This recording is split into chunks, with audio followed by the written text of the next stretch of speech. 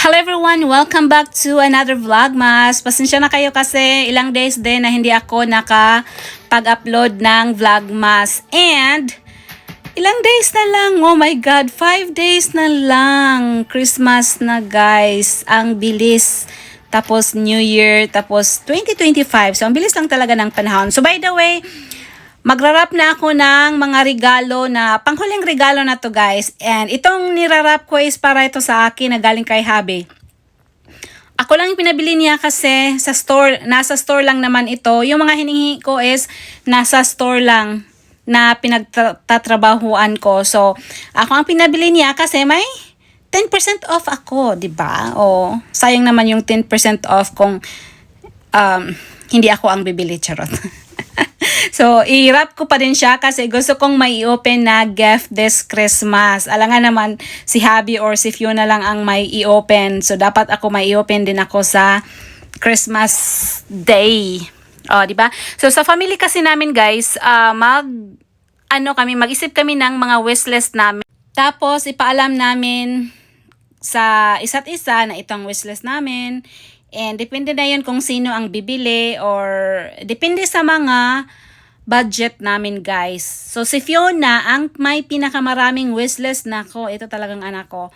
So siyang may pinakamaraming wishlist. Pero hindi ibig sabihin nun, bibilhin namin lahat. Hindi ganon. Dapat tingnan din natin ang ating mga budget at saka tingnan din namin kung deserving ba siya na bigyan ng ganitong mga presents, mga ganon. So, hati kami ni Habi sa mga wishlist niya. Ako, ang pinili ko is yung mga mumurahin lang. So, itong next ko na nirap is, para kay Fiona na to guys. And galing ito kay Habi. So, as I've said, si Habi ang bibili sa mga medyo mahal-mahal. Ang akin yung mga mura lang. Hindi ko afford eh.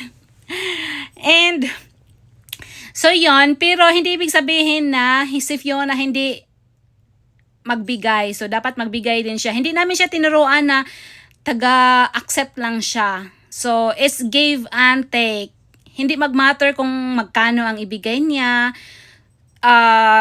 Nasa budget lang niya. Nasa kung anong merong budget siya.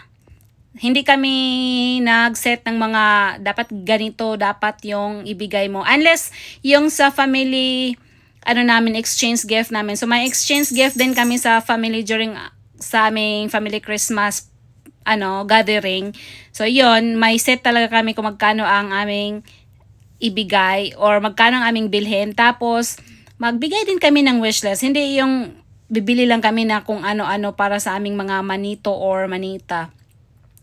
And nirap ko din ang gift ni Fiona para sa daddy niya. So, wala akong guys, wala akong box na maliit na box. So, itong malaki kahit yung nasa loob is very maliit lang siya. For fun na din ito guys. Itong mga ginagamit ko na Christmas ribbon or paper bags, reusable ito guys. Gagamitin ko pa to next Christmas.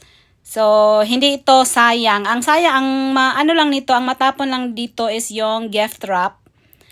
Tapos, yung iba, naku, i-reuse ko to. Ilang years na kaya tong iba na ni-reuse ko.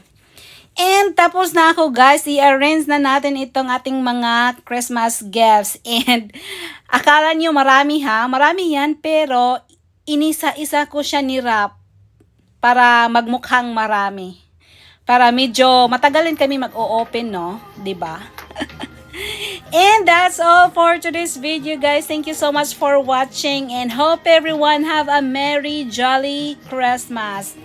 See you on my next Vlogmas. Bye. Thank you for watching.